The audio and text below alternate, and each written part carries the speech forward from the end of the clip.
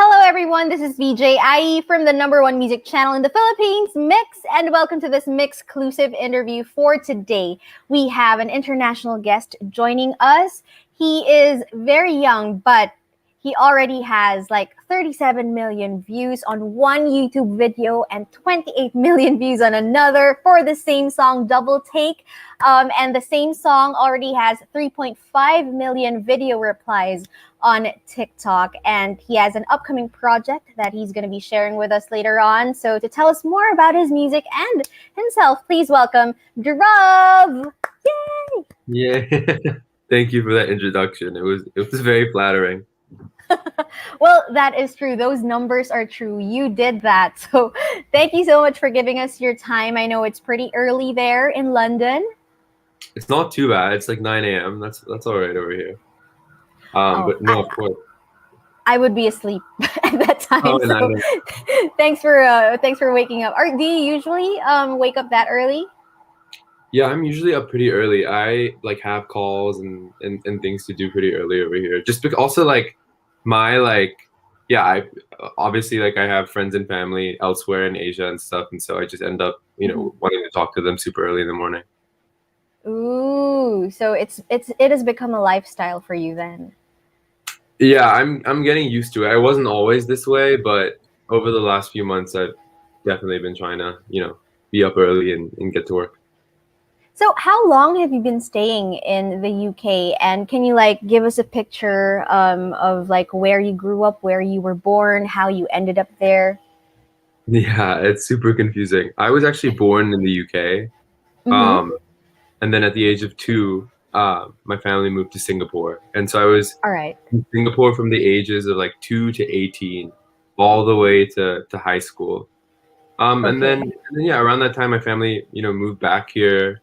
And I went to college as well, in the US. So it's just been, yeah, I was, in one place for a very long time. And then of late, I've been a little more nomadic. Ooh. So what course did you take or program in college in the US? It's so random. I took a course in data science. It has nothing to do with music, but it's just, I don't know. I'm very like, I like that kind of thing as well. Like I like math but my heart obviously has always been in music, and that's always what I've wanted to do. But my parents are also very much like Indian parents. They're very like practical, and so just ended up doing both. Very similar as well to Filipino parents. Like they would be supportive of music dreams of their kids, but you have to finish college first. So in your case, like did you like give them that as a gift? Like, okay, here's my college degree and then I'll do what I want to do. Kind of. I like genuinely enjoyed school, and so it was like it wasn't like hard to convince me to do it, but definitely definitely on the practical side, like studying like I love like other subjects. Like I love English, like I love all of that. But I think on the practical side, my parents definitely they're very practical people, but they're also like as you said, they are supportive. Like they know that this is like the thing that I've been doing. Like I've been writing music since I was a kid. So they know this isn't just like something that I like stumbled on. They know that I've been doing it for my entire life, and they've come to they're obviously very supportive. Growing up with practical parents, as you said, were they also into music, or where did you get that love for music from? They are like they're into like more of like the Bollywood music scene and like Hindi music and stuff. And so Mm-hmm. I think honestly like some of my first memories of listening to music was in the car. My parents would be playing like Bollywood music in the car and Mm-hmm. stuff. And then I also just remember like hearing a lot of like random artists and stuff. Like I remember playing Robbie Williams was someone that I remember my dad introducing me to, Ooh, and I would get these raspy Grammy voice. CDs. Yeah, he would buy me these like Mm-hmm. Grammy CDs and stuff, and so that's just kind of how I got introduced to it. I wasn't. My parents aren't. My dad kind of sings, but I'm not like. I don't come from a very musical family in general. Ooh, so where did you get all this talent from then? Like, was it Thank you. YouTube? Like, where did you get it from? I don't. I don't. I like just. I think I just like watched a lot of like American Idol and like reality TV when I was younger, and I was like, that's amazing. And yeah, I just like just being like introduced to different artists and stuff like and learning to sing from a very young age. I was like, oh my god, like this is like all that I want to do for the rest of my life. Ooh, so did you ever think of joining one of those reality shows? No, by the time I like had I fell into songwriting, I'm like I ended up becoming feeling more of like a songer than a singer at one point. You know, I Mm-hmm. just fell in love with Mm-hmm. the craft of writing music and being expressive, and so I just once that happened, I just wanted to make my own music. I wasn't interested in like being on a reality like on like a idol or like The Voice or anything, nothing like that. Mm-hmm.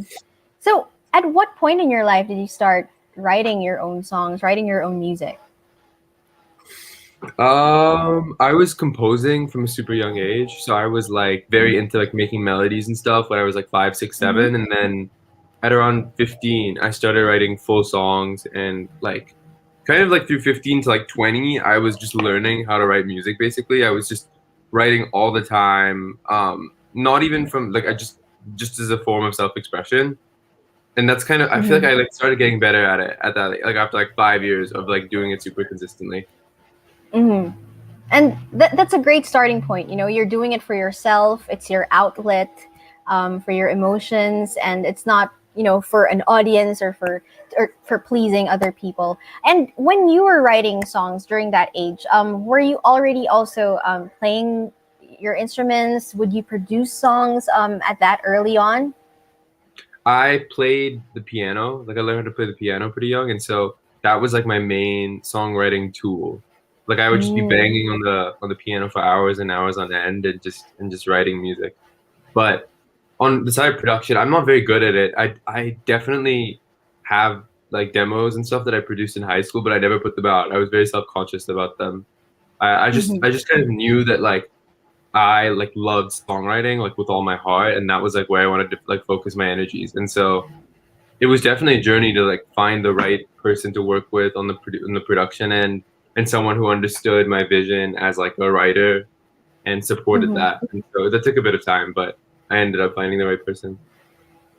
So to everyone watching right now who could relate to you, the what we call the bedroom singers, the bedroom writers, who would want to follow in your footsteps, like how did you do it? The numbers I read out earlier, as someone who loves numbers and math, I'm sure even though you probably, of course, you can dream big, but did you think that it would blow up to this proportion, to this level, No, your song Double Take?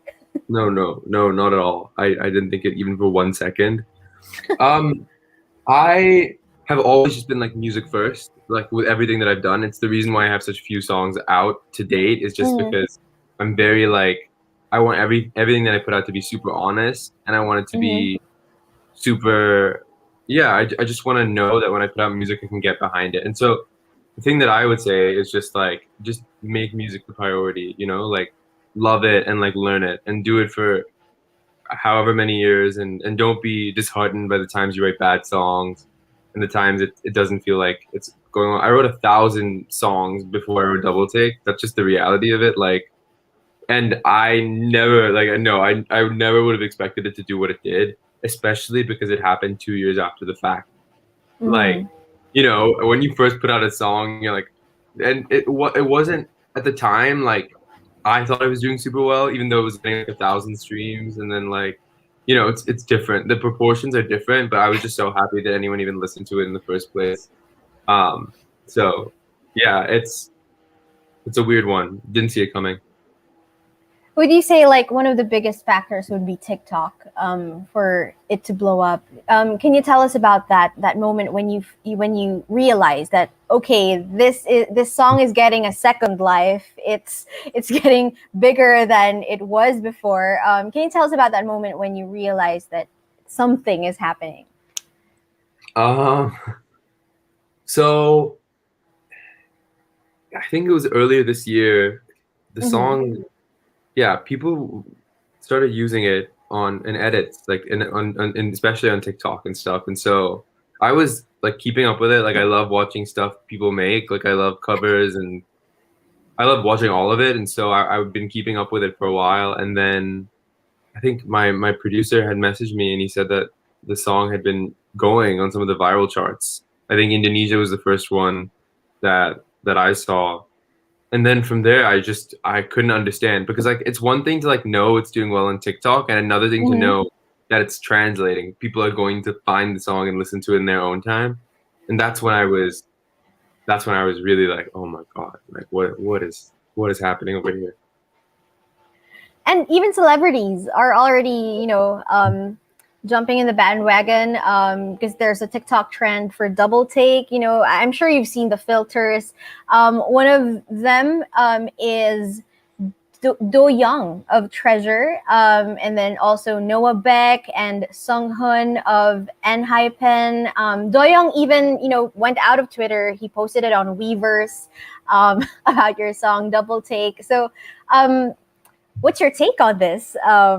Celebrities from different countries are raving about your song. I don't. It's amazing. It's so crazy, and it's like it's amazing. I'm like always the last person to find out about these things. It's usually like fans messaging me and stuff and being super hyped about it. But it's genuinely it is really crazy. I don't.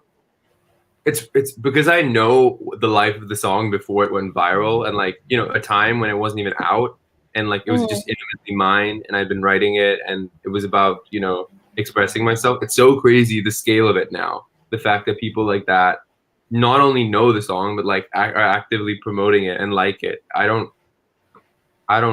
never would have expected it. So, okay, now that, we've talked about how big it has reached, let's talk about like the roots of the song. We'd like to know more about where it came from, what's the background story of Double Take. So when did you start writing this and where did you take the inspiration from? I started writing it I think I had a melody for it in early 2019, and then I just needed to experience some life, and so between those months I fell in love with a friend, and that's exactly what the song is about. It's about like how confusing it is to fall in love with someone that you've known in like one way for your entire life, and then the switch that happens, and you don't often know when it happens, or you just all you know is that it's like it's different, and so that's what the song is about. That's why it's like a double take. It's like what's happening over here, but yeah, that's what it's about. And Dhruv, it's not common that we hear a song with a male singer singing about another male in the lyrics. And this is so brave of you to do. Not many artists can do this. And I think that's also one of the things that your fans appreciate about you. You stayed true to who you are. So what do you think is like the impact of your songs to the LGBTQ community? It's honestly like it does mean a lot. I've been getting messages from people, especially people in Asia, who I guess maybe have not seen this kind of representation before, and who also really appreciate my sincerity. When I made the song, I never am like consciously thinking about it in that way. I'm always just thinking I just want to be really honest, and you know, I feel very privileged to be as honest as I can be, but obviously to hear from people and for people to, you know, to say that it's really nice and it's really important to have that level of honesty and visibility in like the main channels is amazing, because I'm all, you know, I obviously have the experience of growing up queer and growing up queer in Asia and stuff, and so, you know, I know what that's like. Mm-hmm. Yes, and I'm sure a lot of your fans, a lot of your listeners can relate to that as well. Aside from, you know, enjoying the TikTok trend, the filters, when they listen closely to the lyrics, you know, I'm sure they will be relating more and appreciating more of your songs. Now, speaking of more of your songs, let's talk about your upcoming project. When can we expect it to arrive, and what can we expect from it? You can expect it to arrive before the end of the year. I will say that it is more varied. I'm like a big melodies person. Like I love making melodies, so it's not like random experimental tuneless stuff, but it has like ballads and it has um some more up-tempo stuff. It's really different. Like I think it's like I had a lot of fun. It's my first project. I just made a bunch. I just really wanted to be, you know, go in and figure out exactly my music to sound like, and so it is really varied. It's a different side. It's not just about like romantic love. It's about your self love, and it's about a lot of different things. So I'm excited for people to hear it. You released 2 songs last year, Moonlight and Vulnerable. Will they be included in the upcoming project, the compilation? They will. They will. It's kind of it's like a 2 years in the making project, I will say. Oh, okay. And how many songs can we expect? You can expect 5 more songs. So 8 total. All right. So we've already heard 3, guys, of Moonlight, Vulnerable, and Double Take. So 5 more to come.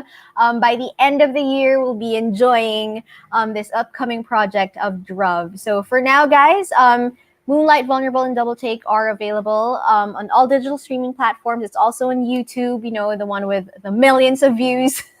Just go check them out. And also on TikTok, there's a trend. Do jump in on that and enjoy. But for now, I'd like to ask for a message for all of your Filipino fans, dhruv.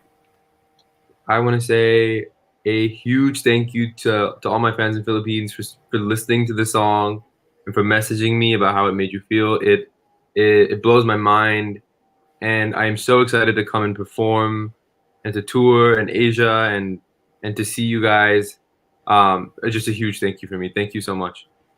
Well, seeing as you were raised in Singapore and how it's so near to the Philippines, have you ever been to our country? I actually have not. I'm dying to go, and hopefully I get to come for the first time when I play music. Yes, we're looking forward to that after all this is over, the pandemic. But while we wait, we will be streaming your songs. Thank you so much for giving us some of your time, dhruv. And to everyone watching, please do stream Moonlight, Vulnerable, and his smash hit Double Take. But that's all the time that we have with dhruv. Thank you so much for joining us in this MYXclusive interview. Once again, I'm VJ IE from the #1 music channel in the Philippines, Mix. Thank you so much, dhruv. Thank you. Thank you so much.